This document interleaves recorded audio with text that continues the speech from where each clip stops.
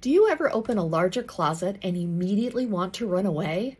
Things falling off the shelf, random seasonal decor, boxes sitting on the floor, and you have no idea what's inside. Let's fix that and start by emptying the space. That's right, take absolutely everything out. Now that I've got everything cleared out of the closet, I'm thinking, why did I not clear this out sooner? This is amazing storage in this upstairs hall closet. Got me thinking about my kitchen. Now, I love my kitchen, but I don't have great pantry space in my kitchen. This is upstairs, so it's too far from the kitchen, so I'm not going to be able to store things like flour and sugar, but it is a good place to store larger appliances, entertaining pieces. So I want it to be practical, functional, but I also want it to look pretty. Take some measurements of the width of your shelf. Then head to the bath section of any big box store. My shelves have rather random and specific widths, and so I ordered online to get what I was looking for. And what was I looking for? Towel bars.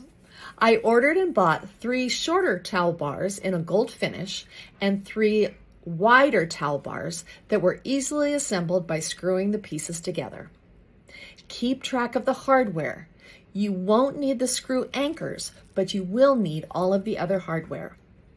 Now, I'm not turning this closet into hanging towel central.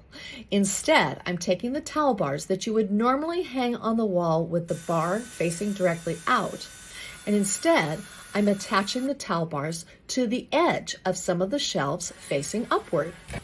Place the towel bar over the 2 plates and tighten the tiny pins with an Allen wrench. Repeat this same process with as many shelves and towel bars as you want. Once all the bars were attached and the shelves replaced, I was amazed at how pretty the railings looked. Now time for some storage and some styling. Here are some ideas. Shelves with railings are the perfect place to keep dinnerware, trays, and breakable vases safe and secure until you need them.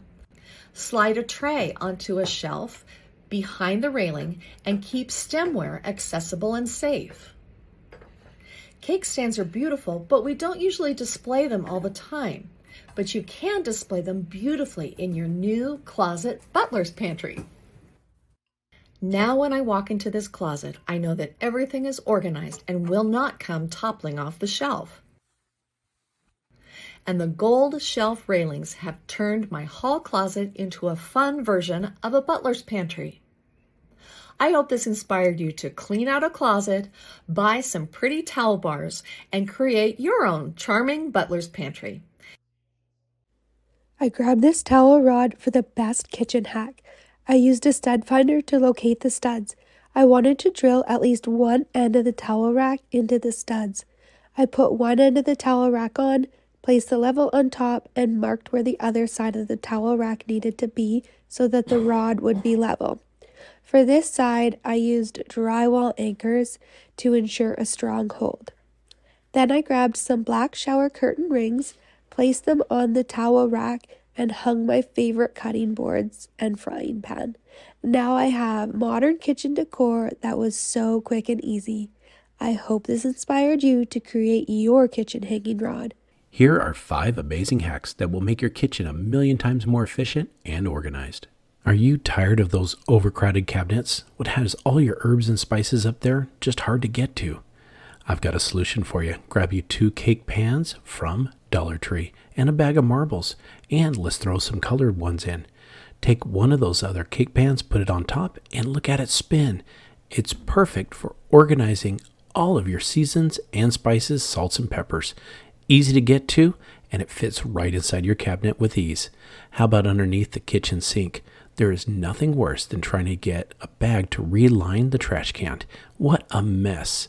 A solution for that is to grab a curtain rod. Take that curtain rod and all its parts, and you're just going to lay it out. Grab the garbage bag, pull it out, and that's how you're going to size the curtain rod. Go ahead and give it a little extra space, mark it, and what we can do is cut it right there at the mark. Once you snap it off, put the ends back on to keep it safe. Put a little bit of a buffer, but make sure you put the brackets on, and look at that. It goes right on your cabinet door, saves up space, and easy to get to. Are you looking for a cool, simple design for those knives to hang on? I've got a simple trick for you. Take a strip of oak and some magnets, and we're going to use what's called a Forstner bit. This is just barely bigger than the magnets themselves, and you're going to drill out the wood. You want to make sure it's deep enough for the magnets to sit in, but no deeper than that, because this is a small strip of oak. You're going to do it for 3 different magnets. You can make this the size you want, and when you got them in place, take some of that wood glue and place it all over the oak, because we're going to glue a second strip. Oh, and you know what? Put some glue on the magnets too. Take that second strip of oak and put it right there, right on top. Use some clamps to hold it down. Once that glue gets set up, you're going to have a nice strong piece of oak board. I use 3 clamps on this one just to hold it together. We're going to let that dry for a little bit, and once it's together and you put it on the wall, look at that. It's like an invisible magic knife holder. The magnets hold it up, and it looks great right there on your kitchen. Are you a little unnerved when it comes time for snack time, and you're always trying to go through the bin trying to find a solution? Well, I've got one for you. Take a shoe hanger, and we're going to put it on the back of a pantry door or a cabinet. All you need is some simple hooks. Mark your spots and drill those in all the way tight against your door. You can then take the shoe holder and put it up on the door, and it holds your snacks easy to get to. Now, let's not forget about those knives. Regular knife blocks can dull the edge of your knife when it scrapes against the wood. By taking some scrap wood, I used some cedar on this project, and glue, I made myself a little box.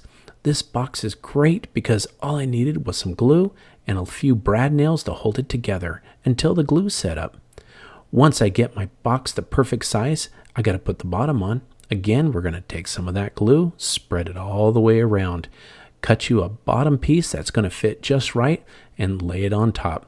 A few simple nails will hold it in place again till the glue dries in a couple hours. And look at that. There we go. But I need to make some legs for it, and I'm going to sand it down. Get it nice and smooth. You can stain it if you want. And then when I get finished with it and it's all nice and smooth, ready to go, we're going to set that in our kitchen, and it's going to be just a great decoration piece. We're not done yet though. All we got to do is grab some skewers from the Dollar Tree, cut them to size and put them in. I know it seems a little weird putting the pokey ends in first, but watch this. Fill this up. It only cost a few bucks, and watch this. Once you get it full to the top, get it all nice and even shaken out, put it in place, and set your knives in. It holds it just perfect, and it won't dull the edge of your knives because it's not scraping against wood. Isn't that just a beautiful little homemade project for your kitchen? If your cabinets are overflowing like mine were, I've got the perfect solution. I started with some scrap 1x6 cedar, ripping the boards down to just over 5 inches thick. For the back, I cut a piece of beadboard to size and gave it a fresh coat of white paint so it's easy to wipe clean later. For a little extra style, I grabbed some 1/4-inch metal rods, sanded them down, and gave them a sleek coat of black spray paint. I also used a router to create a clean 1/4-inch edge on my outer boards before sealing everything with a clear polyacrylic finish. Assembly was all about precision. I used corner clamps to hold the frame and painter's tape to mark exactly where my shelves and rods needed to go.